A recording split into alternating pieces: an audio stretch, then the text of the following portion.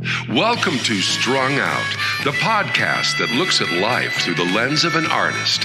Your host is the artist, writer, and musician, Martin Lawrence McCormack. Now here's Marty.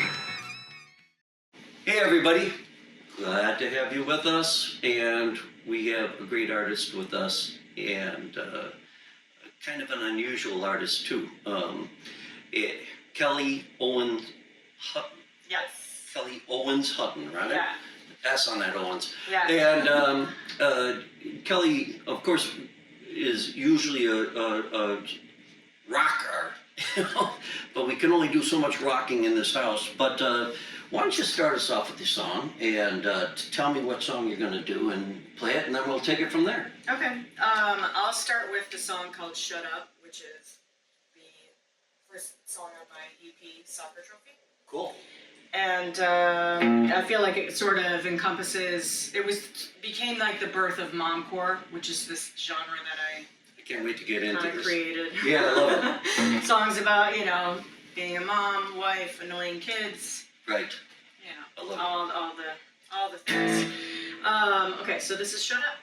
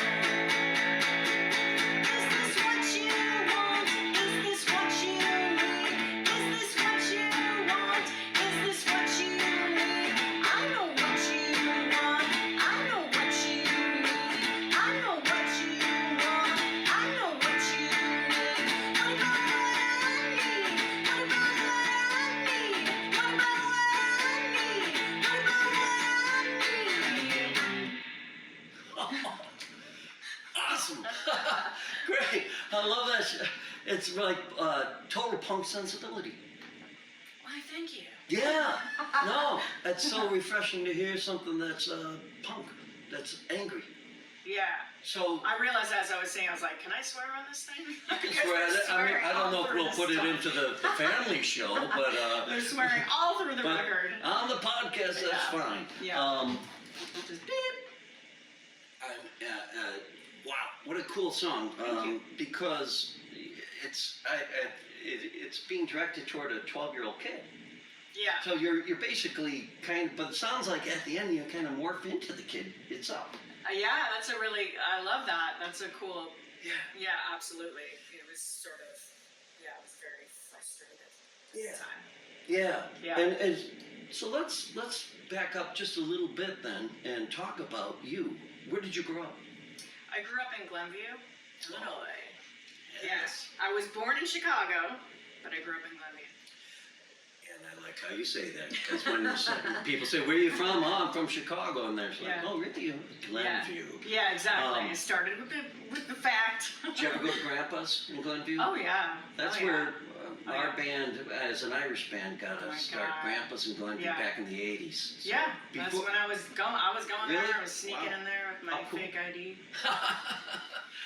It's that Grandpa's is actually So great. It's a very cool place, and it was a great place for music. But Yeah. all right, so you're this suburban young woman. You grow up there, and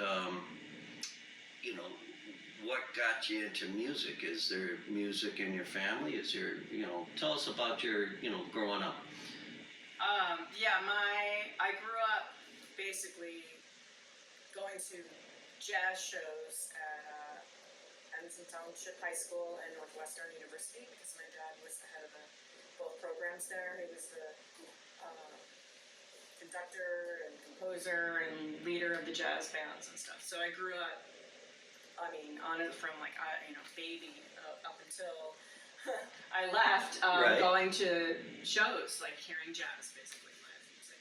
And did he want you to go into jazz? Well, I played clarinet. I started to play clarinet in fourth grade, and I think in his mind he always thought, oh, she's going to change to like tenor and then go in that way, and I didn't. I was basically playing classical clarinet, but I played it for 7 years and then I quit in high school.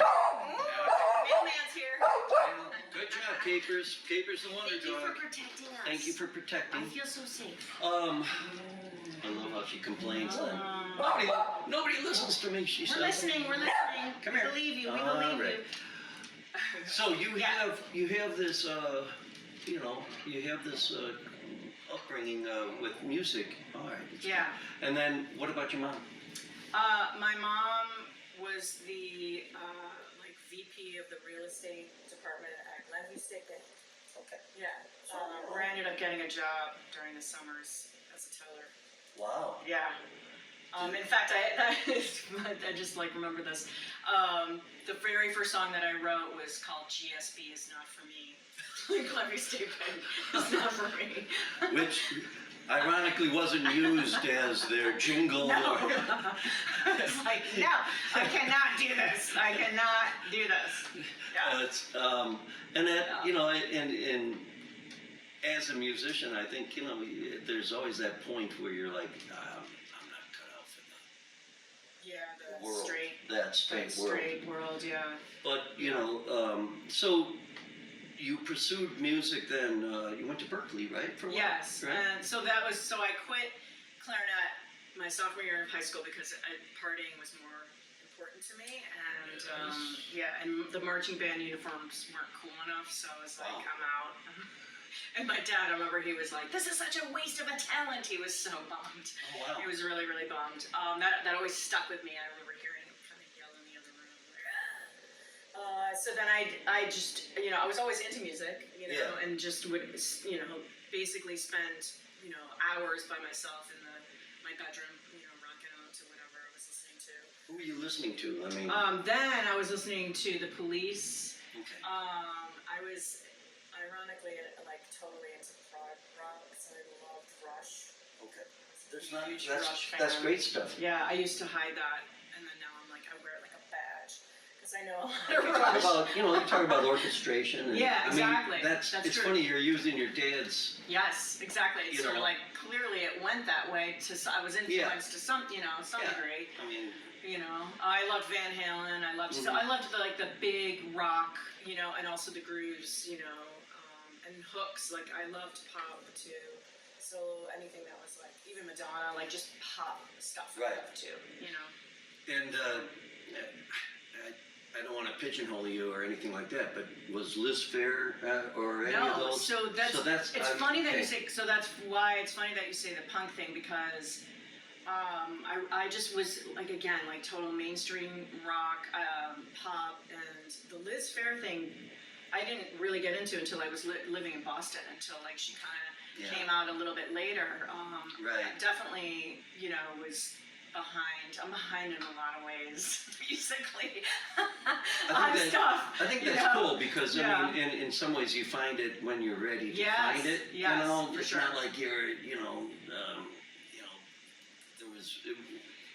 there's tons of great female performers, out Yes. there, but it wasn't like you were trying to carbon copy yourself. No.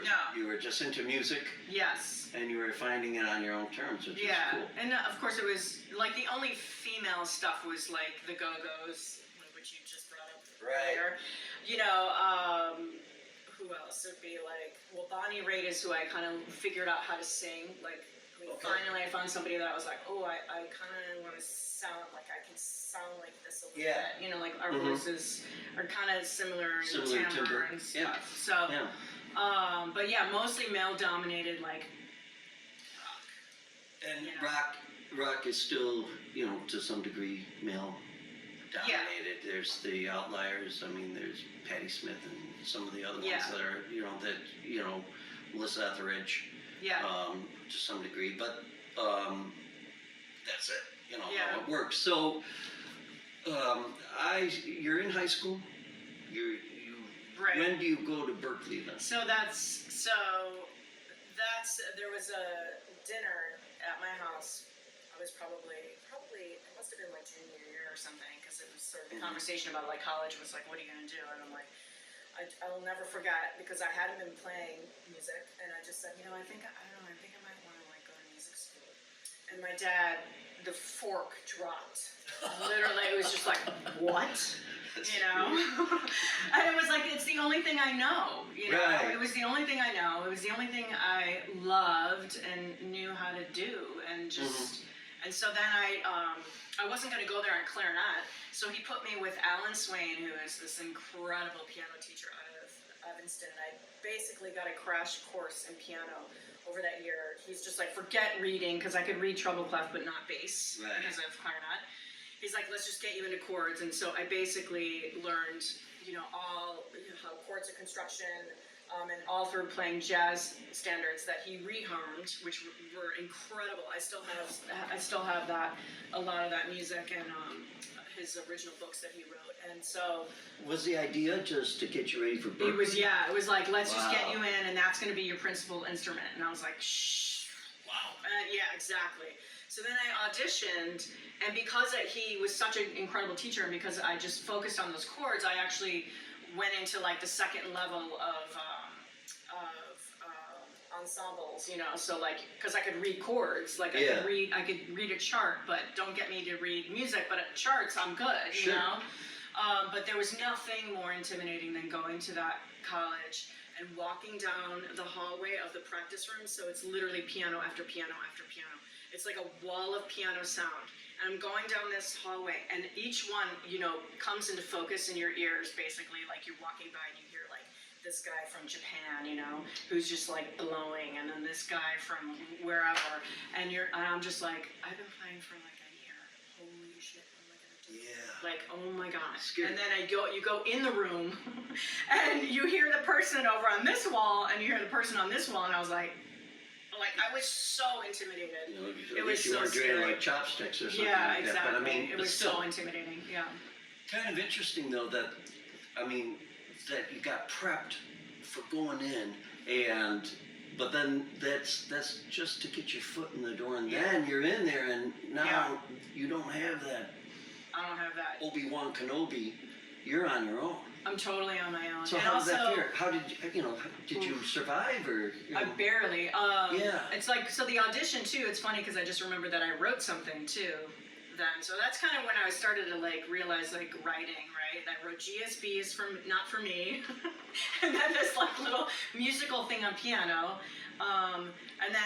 But navigating Berklee was really challenging, especially then because it's like late 80s, early 90s, and it's like talk about the sexual harassment situation, and it was just like, it was nuts. But the other side of that is that you do meet people from all over the world, you know, and you're just immersed. Was Berklee kind of like a male-dominated kind of? 100%. That's why I said that, because there was probably 9 men to every woman. I remember a handful of us. So you had all these probably sexually frustrated, young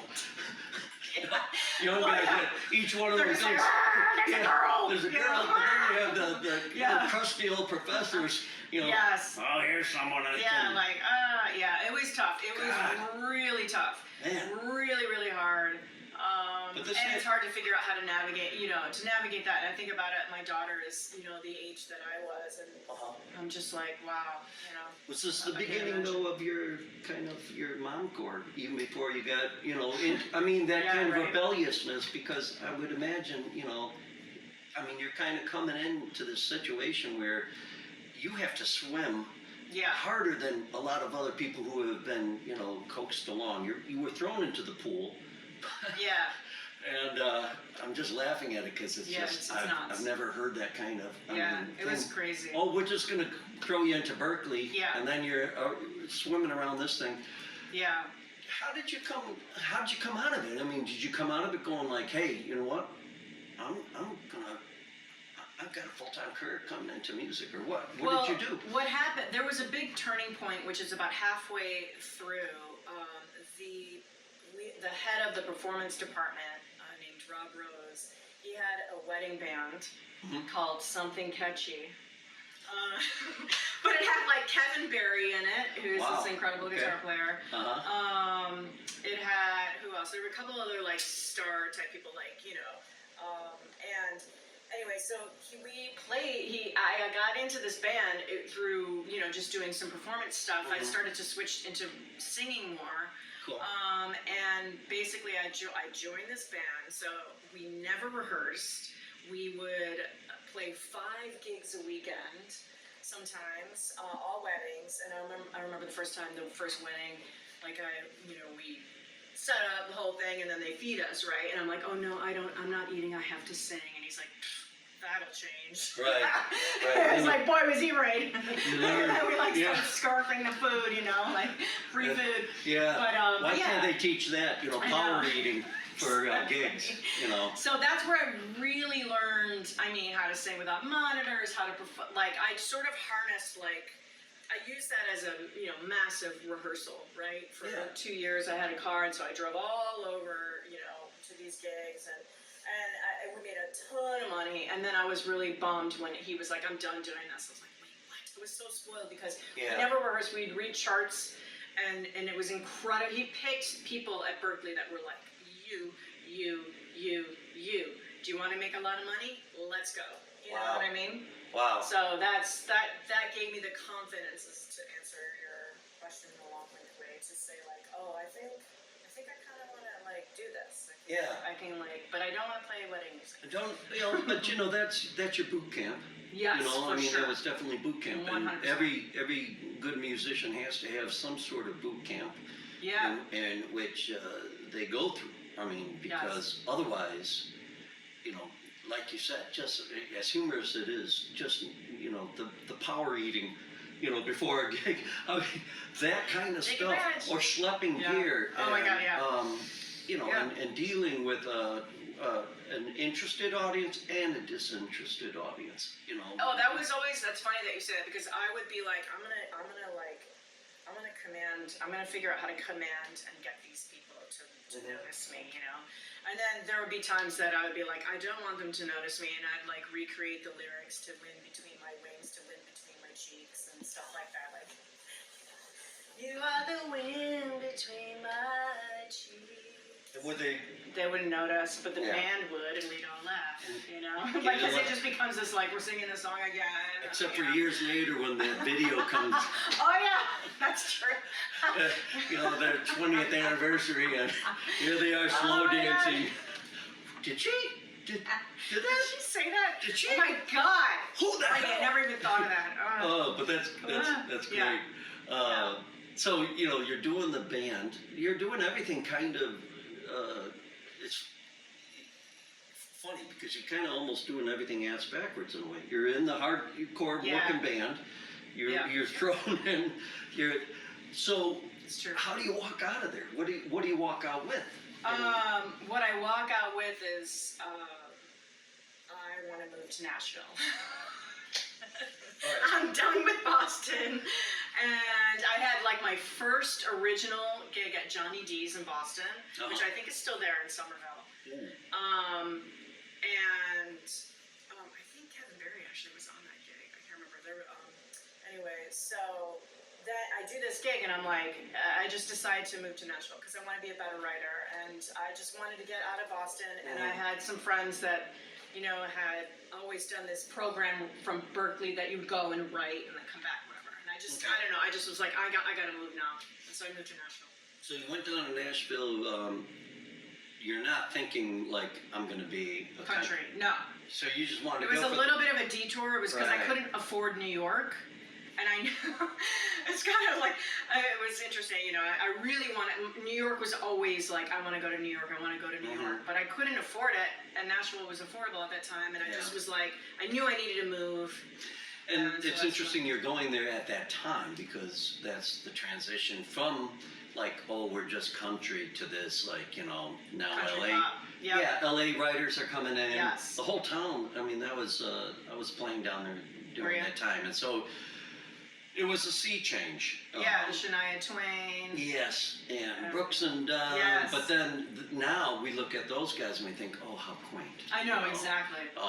Yeah. And you miss So that old style country to some degree, but Yeah. it is a songwriter's place, So you went with that in mind, and did you succeed?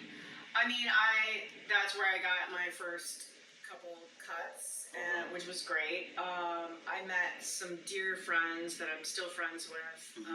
I met all those legends because of I was in a serious relationship with somebody that,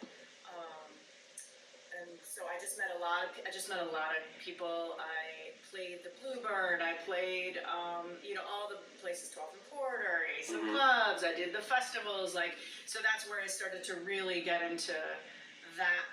I leveled up in that way, right? And my writing, I did a ton of co-writing. That's how I learned how to collaborate, which is key. Although all those publishers would be like, can you write something more positive? Can you talk more about how you love this person, not how you don't love them?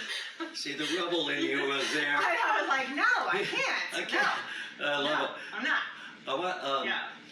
Think of another song to sing, and then we'll take a little break, and continue along with this. We're with Kelli Owens Hutton, and we're learning about this rebel. I just think you are refreshing because you're doing how to do everything Mix the hardest way possible, and so exactly.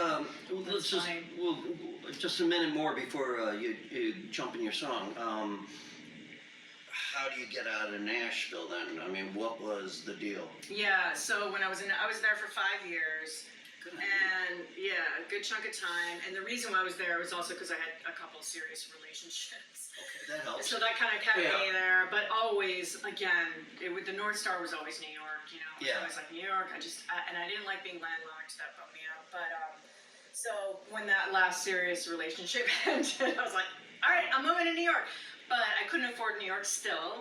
But I had a friend who I'm still really close with, who lives in Boston. And she was like, I said, I'm just going to go home to Chicago and I'll just figure it out. And she's like, don't go to Chicago. Come to Boston. Come live with me. It's closer to New York. I'm like, duh. Please so I lived with her. I know, right? I moved to Southie. I don't know if you've ever spent time in Boston, but she had a condo in Southie. One of the hardest towns to drive, but I drove. Listen. I'm like an incredible driver because that's where I drove.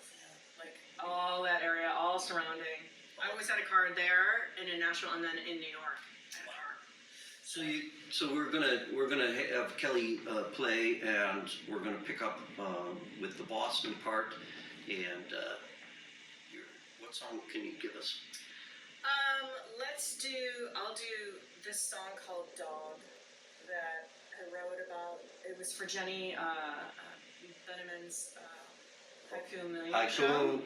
Which is, it's like everybody, I think, who's anybody in Chicago is going through the Jenny. Yeah, she's so great. She's amazing, And so everyone has to write a song to one of her haikus. And I had this title, and I saw one of her haikus, which was about a dog. And basically, of the MomCore genre that I created, the dog, I had somebody when I played this, I played all my stuff, this woman came up to me afterwards and she goes, so basically the dog wins. So it's like, because there's the dog and then there's everyone else in the family. Cool. And there's everything else, you know. All right. So this is Dog.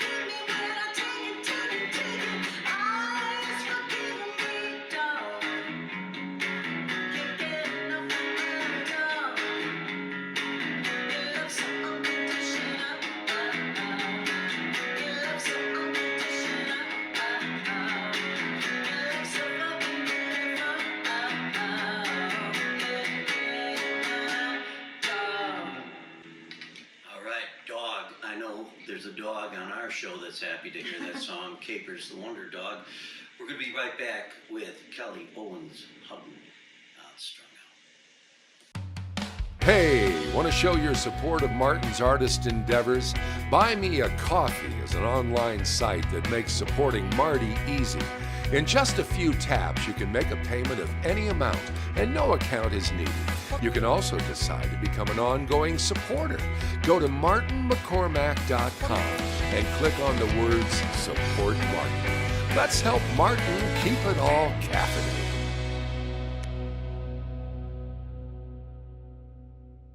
We're back with Kelli Owens Hutton, and we just heard before the break Dog, and again, this is one that you wrote for the haiku thing. At the time that you were getting into Boston, was this sound there for you? Were you kind of, because you kind of have this, obviously very edgy, and there's a little, I'm trying to think of words to describe it. It's brassy, Yeah. Yeah. Yeah. Which is good. I like it. Because, too often you don't hear, either it's cloying, but you're telling it like it is. That's what I like about it. So, take us from Boston and move us along with your musical life here, because you obviously at this point, are you making a living doing this? Are you thinking you could make a living doing this? That angst-ridden path that we all go down, and how do we? It's hard. That they don't teach at Berklee or anywhere else, no, right? right? I mean, the closest it got was the wedding band thing at this point. Yeah. Well, and when I was in Boston, I worked for a jazz booking agency called Ted Curlin Associates. associates. I worked for a couple of agents, so it was like working Still in the business. yeah. And then when I moved to Nashville, I started doing like temping, right, where it's like temporary jobs. And again, I would go into booking agencies and record labels and stuff. So I was sort of always in the business aspect, working, and then doing the thing at night.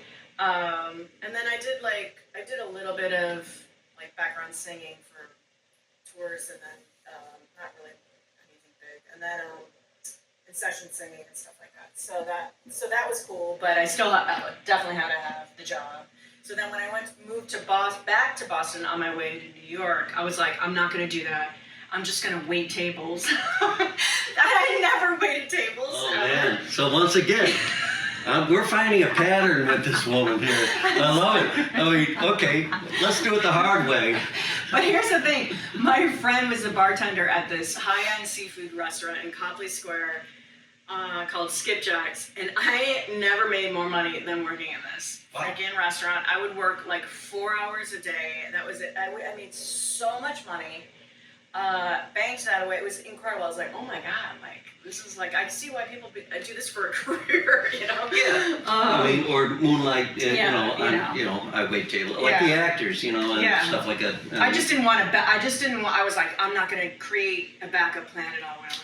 Right. So, and then and then I started to kind of play again and started to, write, and the music was not this. It was definitely rock, but it was still not, I don't know, I didn't really, I feel like this is the best stuff that I've written now, right? And it was definitely good, it had hooks, and it was rock. It was good enough that I got a record deal.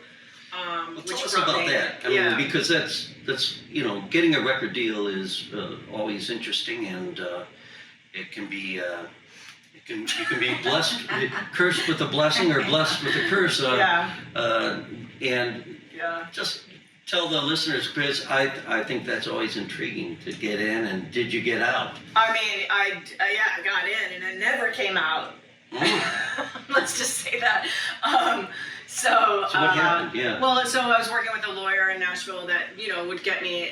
We'd have meetings at labels and what have you, and then finally this subsidiary of Atlantic Records called Straight Line, led by Frankie LaRocca, who was a old school, awesome rocker, got A&R guy. Like, he signed like the Spin Doctors. I forgot who else he signed down at Atlantic, but so I got signed on this subsidiary basically of Atlantic. I made this record, and that's where I started to become more of a multi-instrumentalist, because I did it with this guy named Anthony Kryzan. We recorded in New Jersey at his studio, and we ended up playing all the instruments. I was just sort of like, well, I need this. All right, I'll just figure it out and I'll play it, and I'll just do it, So we made the record, and it was mixed by Jim Scott, who's an incredible mixer. We mixed in LA. I learned so much from him. So you're bouncing around now. You're now living it's the like, dream, I think things are going to happen, and then two planes ran into the World Trade Center. And 9/11 happened. And everything changed. Yeah. Everything changed. And it's. I mean, other people's lives obviously get affected that way, but I think musicians are kind of the canary in the coal mine sometimes when it comes with the arts and that. I mean, they're the first to kind of suffer. Yeah. And we're the last to climb out of it. I mean, a lot of us are still climbing out of the COVID manhole, and we're being run over by the current. It's very true. Current administration. Wow. How tough that must have been. So what did they? Did the label just say, "Listen, it's"? Well, they were like starting to kind of run out of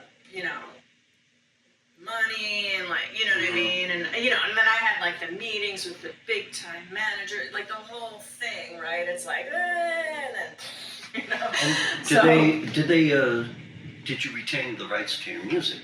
I mean, how did they? I did, and yes, that's a good question. I absolutely have. Yeah, I have a record. I have my music. There's one song on there that got into a movie that I still get royalties from to this day.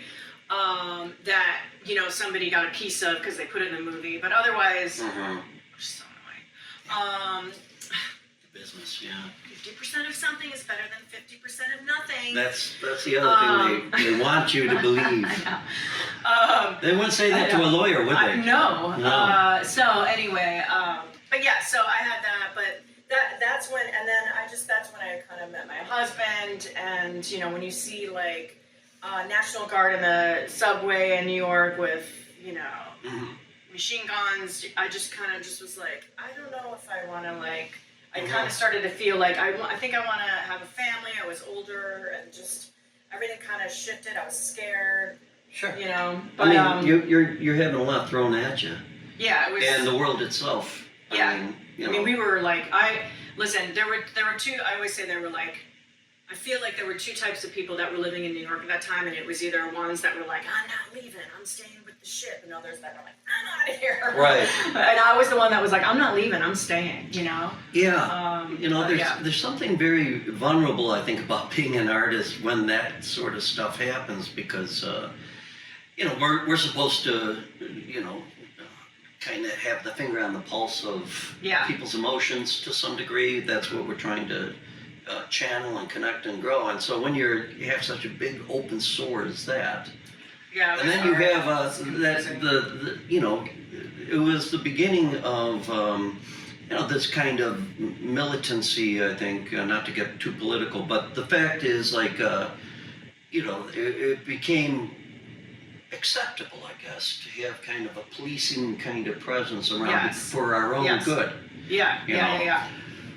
Wow. So, was your husband, was he Chicagoan, New Yorker? So he was, How did that happen? so he's a manager, and Frankie, the A&R guy, was like, I got this manager, because I met with other managers, and you know, and I would kind of like, the label was kind of like starting to, I don't know, it's kind of, implode. Things were starting to happen. Yeah. And I would lie to all the, you know, be like, that's amazing, things are going so well. And then, but inside I'm like, oh my God, this is like, what is happening? So Frankie was like, I would always go home to Chicago every summer. And he's like, there's a manager there, you should meet with him. He used to manage Kid Rock, he's had a lot of success, but he's really cool, whatever. And then, so I flew in, I met with him, and I walked in and I saw him and I was like, oh, okay, I think I'm gonna marry you. Wow. Yeah, I was like, I'll be the songwriter, you can be the manager guy, I'll see you in about 9 months. And that's exactly what happened in my head. And then 9/11 happened. Yeah. And then we met in New York, and it was just that sort of, and then that's exactly what happened. So then I moved, I basically, we started dating, and we kept my apartment in Brooklyn for years, because I really didn't want to leave New York. But I also just thought, I don't think I want to raise a family here because of just being so traumatized by 9/11. I just thought, well, hold on to my apartment and I'll, you know. So I just went back and forth, and that's how that happened. And then I got knocked up. And then everything stopped. And it all stopped. And that's a whole other thing. Yeah, that's another show. So you're pregnant, and you know you're, and I was married, by the way. and you're married, Yes. but baby came, and that changes things big time. Changed everything.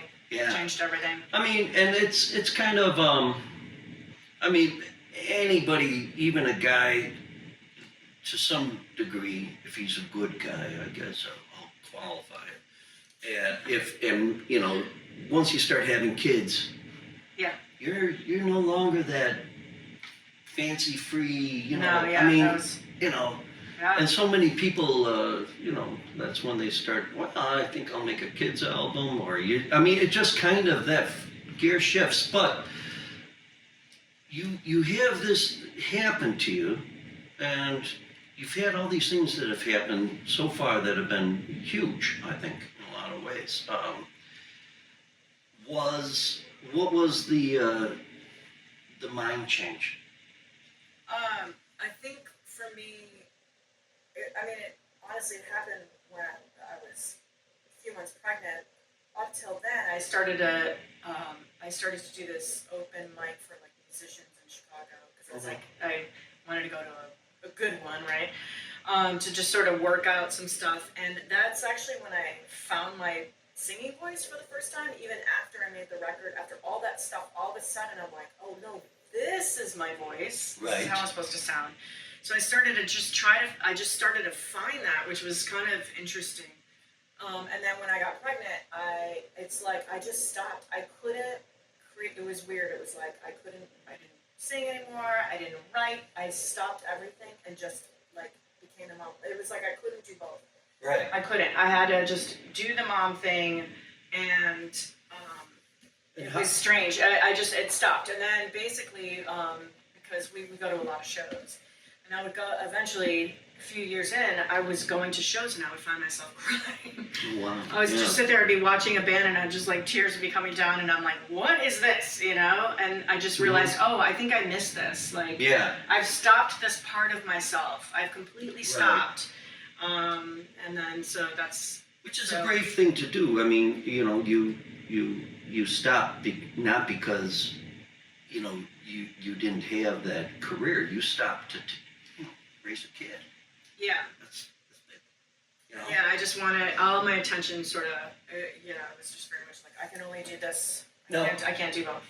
It's cool that your husband was or is in music, right? Yes. Because now you have, at least, was his philosophy, was he looking at you and going, you know, with the tears coming down and saying, you know, the band is not that good. Fuck up! They suck! Fuck up! Listen, those are the only tickets I could get, and they're at the Aragon. I know, right? What, is VIP not good enough for you? Right. I know the bathrooms suck. But, exactly. So, I mean, was it the kind of thing where you guys said, hey, listen, I'm in this still for life. You're a lifer. You knew in your heart of heart you're a lifer, right? I mean, I did. I guess I. You weren't looking at Glendale State Bank and saying, you know. Glendale State Bank. I need to go work there. Glendale State Believe me, Bank. those conversations were, you need to get a job. Oh, those are fun. Yeah. Those are dangerous. Well, yeah, it really wasn't until so I just was the stay-at-home, and then we had my son. So I had 2 kids, and it was years that I wasn't writing or any of that. And then I met Temple Schultz. Do you know Temple? I don't think she's here in Chicago, okay. And her daughter and my daughter went to the same grade school. So, cool. And then it turns out her husband was taught by my dad at Northwestern, and it just became this whole small world. But when I always tell this to Temple, she's a connector. You know how there's people that connect you. Mm-hmm. You know, they're the connector that they're like, right. Oh, they just, that's who they are, and she's one of them. And the minute that I met her, everything changed. I all of a sudden became connected into the Chicago music scene. We started a band, which I look at as really as the beginning of MomCore. They're called the Big Ditties. We were like a kind of a rap mishmash kind of band. We just mash up stuff. Mm-hmm. And the song that I wrote the hook, Mom Just Quit the Band, and we wrote this song, I had the title. So we wrote a song called Mom Just Quit the Band, and because I had this image of us dropping our kids off at school and going to the gig or whatever. So that was kind of the birth of MomCore. I think MomCore is it's awesome because having a kid in grade school and you see the moms out there and you realize that all these women are living kind of an angst-filled life to some degree because of their kid. They want what's so well for their kid, but there's so much going on. They're aging. They're watching their kids age. They're being pulled in 16 different directions, even more so than when we were kids. Really. Yeah, I always joke I have a friend that has toddlers. Well, they're toddlerish age, and I'm always she looks like she has the look of PTSD on her face, where's my kid? Right. What do I do? I mean, even the school where my daughter goes, I mean, even trying to park your, I deliberately come late because the parking lot's empty. Yeah. And I just say, hey, I'm an artist, I would just say, I'll come in late. But, the principal this year said to my daughter, Anya, she said, now you're going into 6th grade. don't you think you can be on time? And of course she's like, hey, listen, lady, it's my dad. Yeah, it's my dad's fault. But deliberately, Yeah. because I think, there's just That's this, funny. it's a kind of a funny vibe, but Yeah. but you locked into something then, and did you find this kind of I don't want to use I don't want to say did you find this liberating? Did you find this like all of a sudden, chink, the piece fell in? Yeah. So with the ditties, that was the beginning of like also like making fun of the whole thing, right? Right. So it's like Which is a good way of coping with it. Yeah, it was like it was a way to make fun of the rock and roll genre and what have you, and we just had so much fun with it. But then that ended, and that began my thought of also like trying to mix comedy with music. And at that time, Temple was like, we should take an improv class, and I was like, oh my god, that's amazing. I drive by Second City every day to drop my kids off to school. Why didn't this ever occur to me? And so we're all like, yes. And I was the only one that showed up. So I was the only one that showed up to the improv class. 3 more songs came out of it too. So I did the whole program, A to E, 9 months, every Sunday, 3 hours, scared out of my mind. It was like cool to also feel that scared feeling again too, like, you know what I mean, the nervous thing. So I did that, and then when after that the ditties ended, it was when I wrote "Shut Up." That's really when it was like, oh, this is a thing. Like this is MomCore. This is I got the idea of MomCore from my husband, who started a dadcore band with basically they had the name of the band, which was Millions of Dead Unicorns. They had some song titles, one of which I ended up ripping off for myself. They had band members, they had a t-shirt, they had everything, but none of them were musicians. So it was just it was just this concept, and I was like, I'm gonna do MomCore, because that's like, because the songs, I don't know, just sort of like everything kind of just came together, And when you're performing this, are you getting moms? I mean, what are you getting? I mean, how does this describe for us your audience? I mean, I can't imagine this not succeeding because how I think so many women feel. This thing. Well, so I started to write these songs, and then and it kind of just kept coming, and that's when I realized, like, oh, this is like my life. This is what's been leading till now. This is now that I have like the content of what to write about, like it's endless, of course. Okay. And then I did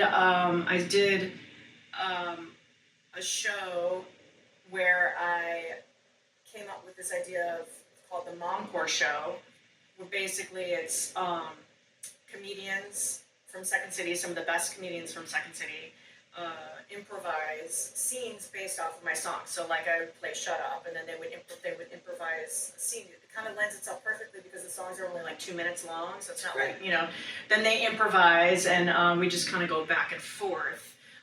And after that, there's moms that come up to me and they're like, oh my God, this is like, I totally relate to this, nerve. Holy crap. Yeah. Like I did a song recently called Keep Looking at a show, and this mom came up to me and she was just like, keep looking, just like singing, you know what I mean? They're like, yes. They get it. They so get it, and it's like basically putting music to what they're going through, and it's rock, it's funny, it's, So where do you see this all going? I mean, you can do MomCore, and you can do MomCore until the kid gets married, I guess. Right. It can be. Then it's grandma-core eventually, but well, it's not just about moms. I mean, it's like it's also about life. It's like relationships, and it's the ins and outs of that. It's also like, it's not just about me, bashing others. It's me bashing myself too. Sure. Like it's a dance. These songs are actually really hard to write. Because it's like, you know, I'm not gonna, you have to have all points of view kind of represented in a way, you know? And I can't wait to talk to you about that in the next podcast because, you know, somebody writing 2-minute songs about something that's very heavily emotional is intriguing and worth dissecting a little bit how you go about that. So you found success and it brought you back to Chicago. Yeah. And you kind of ended up with everything you kind of set out to do. I guess so.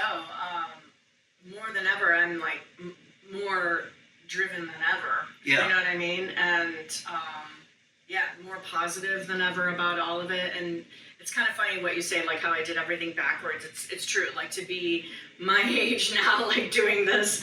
But what makes it make sense is that the songs are about, you know, being a mom, about being a wife, the life, right? Mm-hmm. And I wanted to write stuff that was that you would want to like rock out to at a fest with these subject, you know, with this subject matter. You know, I'm not gonna write songs like "I love you." Right. You know, I mean, it's just no. You know what I mean? Like love. It's not like you know what I mean? Like what most of. Yeah. Like, what's so cool is you found something that, you know, everybody can identify with. You know, especially anybody that's a parent.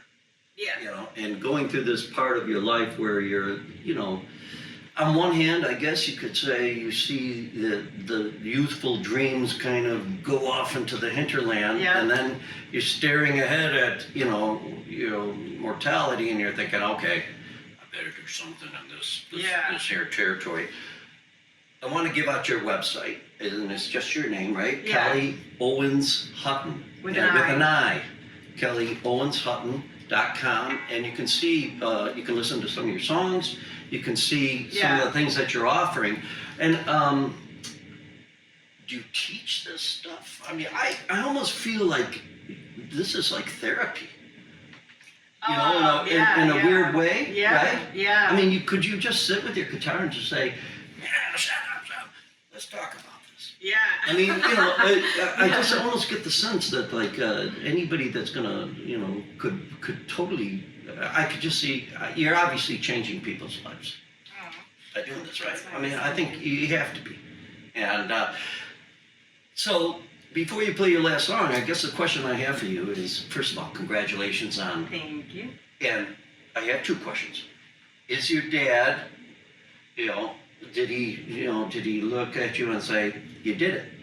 He's, when I did the show at the Annoyance Theater last year to sort of like preview the record, which is streaming everywhere, by the way, so it's like on all, wherever you stream, Soccer Trophy is the name of their EP, because everyone gets one. Yes, I love it.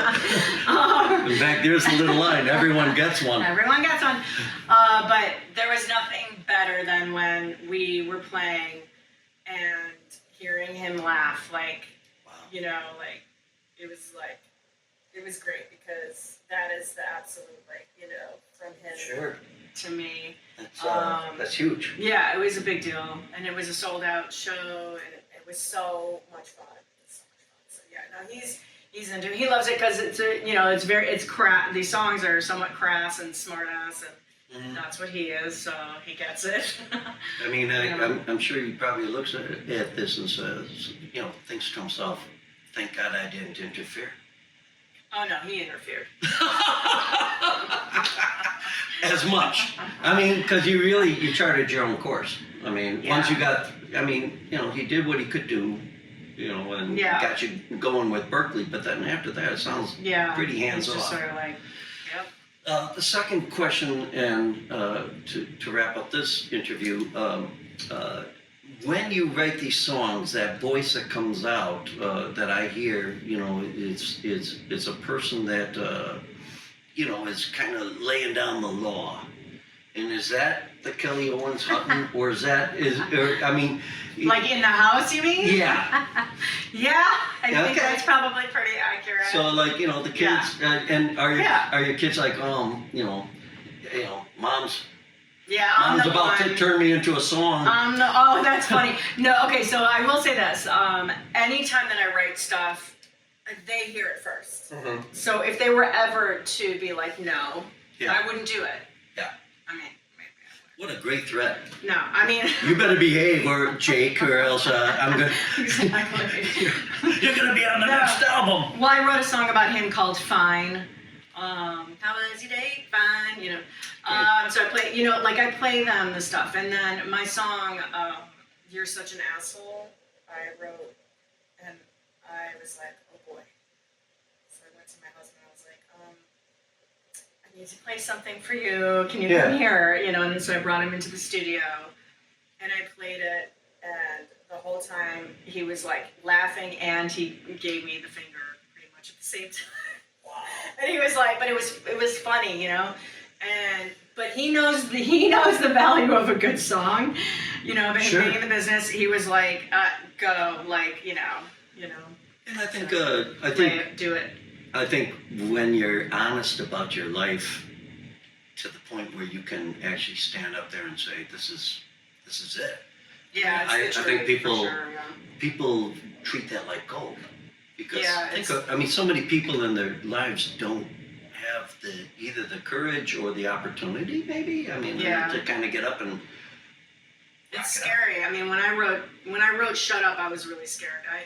I was kind of scared as I wrote it because I'm like, I'm telling "shut up" to my kid who's like annoying me, but I just allowed myself to. I just allowed it. I allowed it to be, and I didn't edit it. That's the only song that is not edited. What you hear is what came out. Everything else is, a work of labor. Not every they're really hard to write, but this one. And that's when I was like, oh, okay, I think this is MomCore. This is something, Well, we're going to continue on with MomCore in the next interview with Kelli Owens Hutton and play us out, Mom. Oh, okay. What are you going to give us? Well, this is definitely a pretty MomCore song. This is called "The Mother-in-Law." Oh, great. And luckily, she doesn't really know how to work a computer very well, so hopefully she won't see this. But we're good. We're good. Yeah. It's called "The Mother-in-Law." I wrote a song years ago. My mother-in-law came to town. It was for my friend's. Oh my God, I gotta Mom. hear it. Oh, it was pretty funny. We were gonna I have gotta hear that, yeah. we were gonna have a party. Then my mother-in-law came to town. That was it was just like I love it. But Yeah. she was a great lady. She passed, but but I just remember she was very liberal, and the secretary for the Screen Actors Guild, and Oh, nice. and I told her they were at this point in Lansing, Iowa, and I digress, but I just said, hey, Mary, I don't know what happened, but somebody put a Bush Cheney sticker on the back of your car. She looks at me and goes, you can go to hell.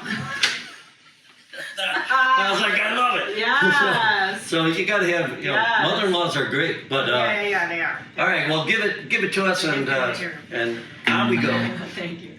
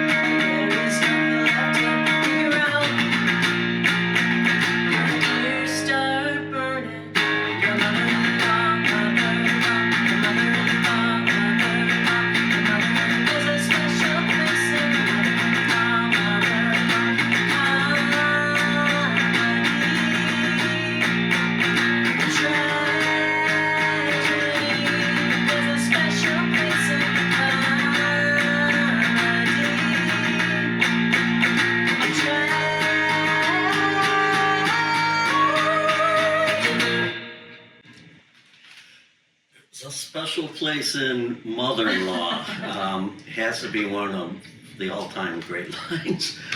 Well done. Thank you. Well done. And thank you for watching, you guys, and listening. Those on audio. Next interview, we're going to get into the nuts and bolts of songwriting, song crafting, and maybe even a little advice on stage crafting, too, from Kelli Owens Hutton. See you guys. Thank you. Bye-bye. Bye.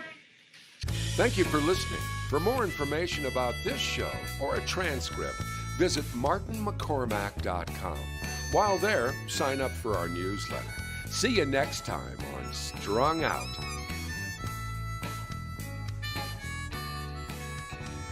It's also wrong, Spain, we